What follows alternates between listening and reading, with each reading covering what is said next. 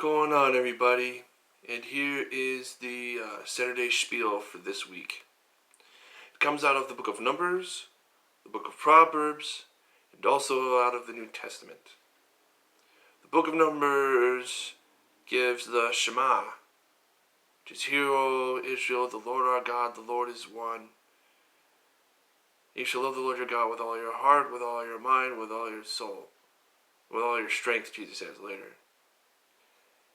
And he talks about how we are to bind these around our hands and let the Word of God be frontlets between our eyes. And that the Word of God is to be with us, and that's something we're to talk about when we get up, when we sit down, when we go out, when we come in, when we're walking by the way, and all of that, right? In the book of Proverbs, it's a bit shortened up a little bit. In the book of Proverbs, it says, Trust in the Lord with all your heart, and lean not on your own understanding. In all your ways acknowledge him, and he will make your path straight. And Jesus, in the New Testament, quotes the Shema and part of the Ve'ahavta. And then he says, you shall love, the first greatest commandment is, Hear, O Israel, the Lord our God, the Lord is one. And then he quotes the Ve'ahavta.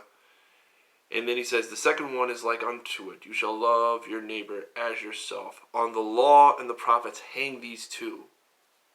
Right? Now I brought up Proverbs. I brought these up because today it seems that in this world that we live in, that a lot of people just want to go around and basically be God, essentially. And everyone thinks they know what's right. Everyone thinks they know what is best for the world. Now, I can see how people who are unbelievers would think this way. But when people in the church start to think this way, and I'm not saying everybody does, but when a lot of people in the church seem to think this way, that's a little bothersome. That's something that I look at and I go, I can't co-sign that. I can't co-sign that. Why? Because we're putting self and we're putting creation above the creator. And that's when you get into the messes that we're in. Case in point is rejecting what the Word of God says, how we, men and women both, are made both in his image and in his likeness. When we reject such teachings such as that, when we do not put the word deep in our hearts that we might not sin against God, as David wrote about, when we choose to not love God with everything, when we choose not to love our neighbors as ourselves, we ended up having situations like what happened with Breonna Taylor, what happened with George Floyd, what happened with Ahmaud Murray, and so many others. In every community, when we don't love our neighbor as ourselves, we end up having Pittsburgh, we end up having Williamsburg, we end up having San Diego.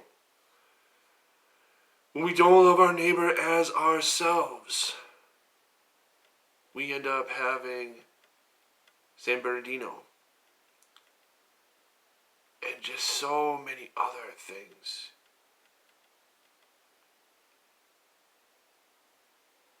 If we're going to be anywhere, and I'm speaking specifically to the church and anyone who believes in God on this one, if we are going to be the salt of the earth, if we are going to be the light of the world, if we are going to be a city set on a hill that people can look to and people can go to and people can be preserved by what God has put in us, in them, why should we expect things to get any better? We must be the salt of the earth. We must be the light of the world. We must love God with everything we have. And we must love our neighbor as ourselves. Which means if we don't want to be mistreated, if we don't want to be scorned, if we don't want to be roasted and toasted all day long, if we don't want to be mistreated in any way, shape, or form, then we have no place or right to mistreat our neighbor. Now, am I idealistic in thinking that everyone's gonna, hear that saying and follow it? No. This is the world and we live in a fallen state. But for the church, especially for those of us who know the word, we don't have an excuse to not love our neighbor as ourselves, to not love God with everything that we have. I don't know how things are going to go in the future. I'm not a psychic. I'm not a prophet.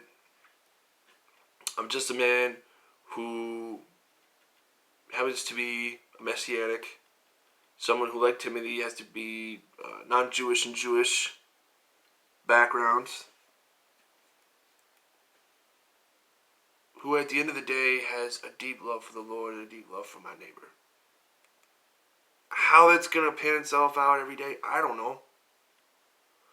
But I hope that as we go and seek the days ahead, that we will seek God with all of our hearts.